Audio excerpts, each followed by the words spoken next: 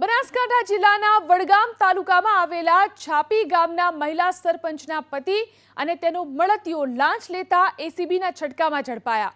જિલ્લાના છાપીમાં રહેતા એક બિલ્ડરે એસીબીમાં ફરિયાદ કરી કે વર્ષ 2019માં છાપી જીઆઈડીસીમાં તાલુકા વિકાસ અધિકારીએ 27 પ્લોટ વેચાણ માટે આપ્યા હતા, જે પૈકી એક પ્લોટ બિલ્ડરે ખરીદ્યો હતો।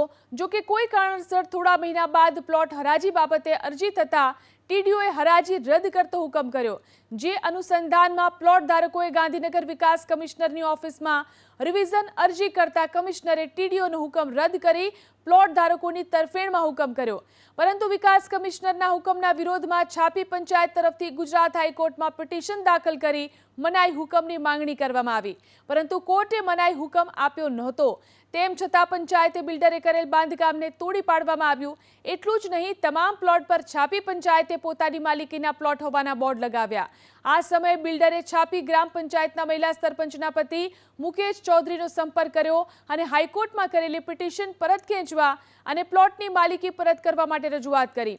આ સમયે મહિલા સરપંચના પતિએ પહેલા તો 50 લાખ રૂપિયા માંગ્યા, જો કે રકઝકના અંતે 35 લાખ રૂપિયા નક્કી કરાયા। ત્યારબાદ બિલ્ડરે એસીબીનો સંપર્ક કર્યો, જેમાં એસીબીના છટકામાં મહિલા સરપંચનો પતિ મુકેશ ચૌધરી અને તેનો મળતિયો પ્રવીણ ઠાકોર લાંચ સ્વીકારતા રંગે હાથ ઝડપાયા।